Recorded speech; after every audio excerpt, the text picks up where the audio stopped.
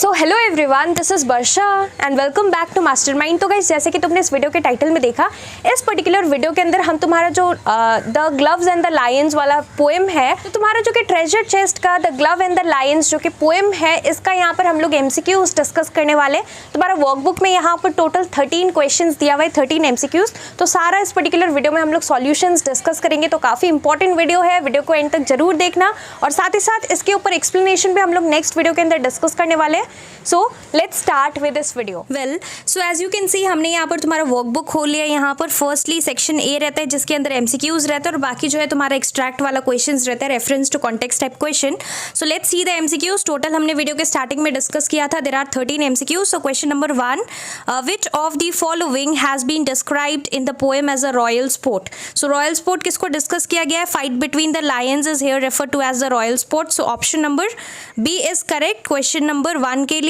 Moving ahead to the next question now, question number 2।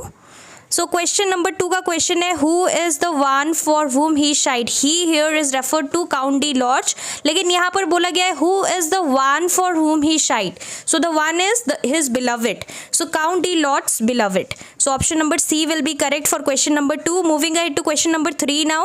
question number 3 का question है, why was it a gallant thing to see that crowning show। so it was a gallant thing, why? it was because it required courage to see such a ferocious act। और यहाँ पर जो है तुम्हारा Gallant का meaning I hope कि तुम्हें यहाँ पर पता है। सो गैलेंट का मतलब यहाँ पर ब्रेव है, तुम्हारा वर्कबुक में भी दिया हुआ है। तो यहाँ पर इस वजह से it required courage to see such a ferocious act, ये तुम्हारा ऑप्शन नंबर ए करेक्ट होगा for question number 3। Now moving ahead to the next question, that is question number 4। Question number 4 का क्वेश्चन है, what was the attitude of the king and his nobles towards the royal beast. मतलब ये तुम्हारा animal के बारे में बोला गया है, जो कि यहाँ पर तुम्हारा 2 लायंस था। तो यहाँ पर what was the attitude of the king and his nobles towards them। so it is fearful obviously। तो यहाँ पर नेक्स्ट क्वेश्चन हम लोग आगे बढ़ते हैं। Question number 5, select the poetic device used in the phrase horrid means horrible, laughing jaws. तो यहाँ पर जो है पोइटिक डिवाइस कौन सा यूज़ हुआ है? पैराडॉक्स हुआ है। तुम एक बार वर्कबुक में जाकर, वर्कबुक का जो लास्ट है तुम्हारा एक्सप्लेनेशन सब दिया हुआ है, उसमें तुम लास्ट में जाकर फिगर ऑफ स्पीचेस के अंदर चेक कर सकते हो, वहाँ पर दिया हुआ है। तो यहाँ पर हॉरिड, लाफिंग जॉस, यहाँ पर कौन सा पोइटिक डिवाइस यूज़ हुआ है? Figure of speeches, paradox. Next is question number 6 now, let's move ahead. Question number 6 का क्वेश्चन क्या है? Which of the following is suggested by the line given below। तो लाइन क्या है? They bit, they glared, gave blows like beams, wind went with their paws। तो यहाँ पर जो है बेसिकली यहाँ पर ये किसके बारे में बताया गया है? सो यहाँ पर इसका आंसर होगा option number B, the speed of the movement of the beast. So यहाँ पर जबकि लायंस के बीच में फाइट हो रहा था, तो उन लोगों के बारे में यहाँ पर स्पीड डिस्कस किया गया है। वो लोग यहाँ पर आपस में जो है एक दूसरे को मतलब फाइट कर रहे थे, तो यहाँ पर स्पीड के बारे में डिस्कशन हुआ है। नेक्स्ट है question number 7, why did king Francis say that we are better here than there। तो यहाँ पर किंग ऐसा क्यों बोलते हैं? यहाँ पर 4 ऑप्शंस दिया हुआ है, इसमें से तुम्हारा जो राइट ऑप्शन है ऑप्शन नंबर ए है, they were at a safe distance from the ferocious fight in the pit। so that is why King Francis told that we are better here than there in the sand pit। next question number 8, let's move ahead। question number 8 का question क्या है? let's see। So question number 8 का question है, the lady in the poem has compared her lover's bravery with whom among the following. So none of the above होगा, इसमें से कोई भी नहीं है। So option number D is correct. यहाँ पर काफ़ी लोग कंफ्यूज हो जाएंगे, ऑप्शन नंबर ए सेलेक्ट करेंगे, but that is wrong, because यहाँ पर जो है जो किंग फ्रांसिस है वो जस्ट डिस्कशन करते हैं, तो उसके दिमाग में ये आइडिया आता है। तो यहाँ पर किंग फ्रांसिस नहीं होगा, none of the above is right.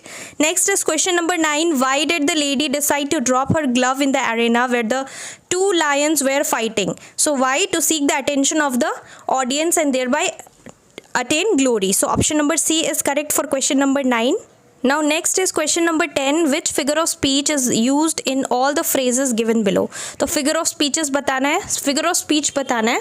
तो यहाँ पर लाइन क्या है? seemed the same, brave as brave, would do wondrous things and great glory will be mine। तो यहाँ पर तुम लोग देख सकते हो रिपीटिशन ऑफ कॉन्सोनेंट्स है, तो एलिट्रेशन ऑप्शन नंबर डी होगा। वाई? क्योंकि एलिट्रेशन में क्या होता है, यहाँ पर रिपीट होता है कॉन्सोनेंट्स, एस रिपीट हो रहा है, बी ब्रेव में रिपीट हो रहा है, देन यहाँ पर जो है ग्रेट ग्लोरी में जी रिपीट हो रहा है। तो इस तरीके से हम लोग यहाँ पर बोल सकते हैं कि एलिट्रेशन है, figure of speech used is alliteration.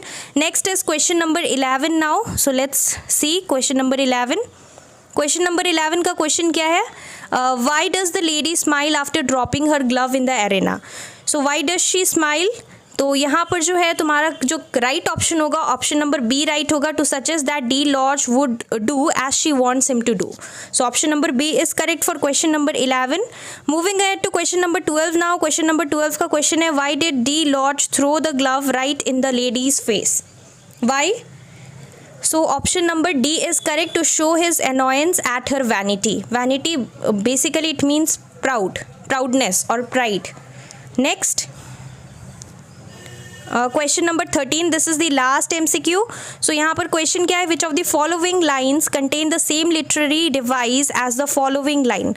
So ramped and roared the lions with horrid laughing jaws. तो यहाँ पर तुम्हारा right option last वाला का होगा, option number C. So option number C is correct. तो यहाँ पर हमने तुम्हारा सारा MCQs cover किया from your workbook, from this poem the glove and the Lions. I hope कि तुम्हें यहाँ पर सारा डाउट्स क्लियर हो गया होगा. स्टिल अगर कुछ भी डाउट है तो डेफिनेटली तुम लोग मुझे नीचे कमेंट करके पूछ सकते हो. और इसके साथ साथ please start preparing seriously for your board examinations, because अब यहाँ पर टाइम ज़्यादा रह नहीं गया है, तो अच्छे से प्रिपेयर करो. बीच में तुम्हारा प्री बोर्ड एग्जाम्स भी होगा. So all the best, prepare well for your exams. Thank you so much for watching.